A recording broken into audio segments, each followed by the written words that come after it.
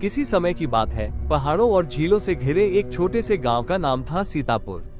ये गांव बाहर से देखने में शांत और प्यारा था, पर उसके पीछे फैला हुआ घना काला वन, एक ऐसा जंगल जिसके नाम से ही लोगों के रोंगटे खड़े हो जाते थे। गांव के बुजुर्ग कहते थे, वहाँ रात नहीं होती, वहाँ बस अंधेरा होता है, और उस अंधेरे में कोई सांस लेता है, कोई जो इंसान नहीं। सदाबहार वृक्ष, डर की जड़ें, काले वन के पेड़ इतने ऊंचे थे कि सूरज की किरणें भी जमीन तक नहीं पहुंच पाती थी। दिन के उजाले में भी वहां धुंध फैली रहती थी, जैसे कोई रहस्यमय धुआं जमीन से उठता हो। गांव वाले कहते थे कि जंगल में एक आवाज रहती है जो हर नए आने वाले का नाम लेकर पुकारती है। जो भी उस पुकार को सुन लेता वो वापस कभी नहीं आता। गांव के बच्चे भी जब गलती करते तो माताएं डराकर कहती, चुप रहो, नहीं तो काले वन की बूढ़ी तुम्हें ले जाएगी। वीर निडर नौजवान। उसी गांव में एक जवान लड़का रहता था, वीर। लोग उसे पागल बहादुर कहते थे, क्योंकि वो कभी किसी बात से नहीं डरता था। वो मानता था कि डर केवल दिमाग का खेल है।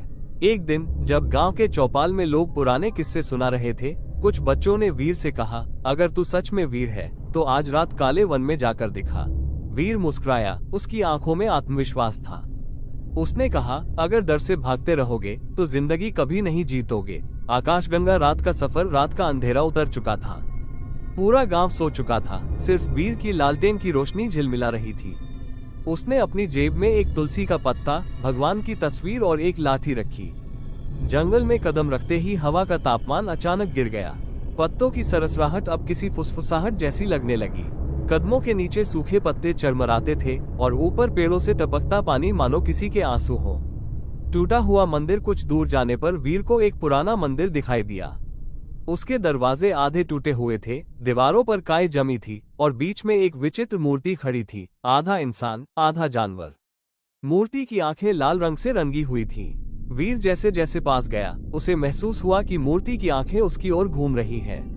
अचानक मंदिर की घंटियां अपने आप बजने लगी, टन टन टन। जंगल की हवा एकदम ठंडी हो गई।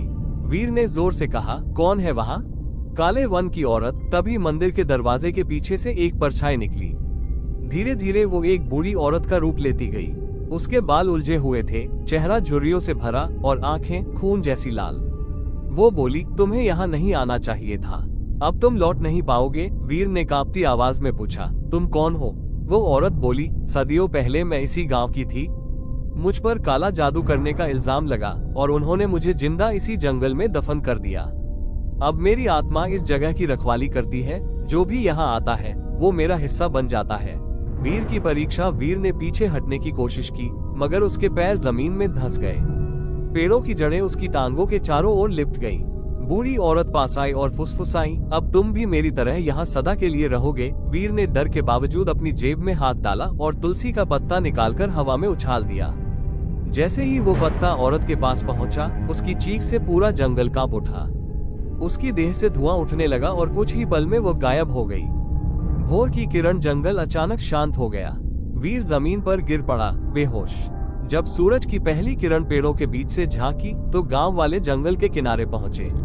उन्होंने वीर को वहां पड़ा देखा, आधा बेहोश पर जिंदा।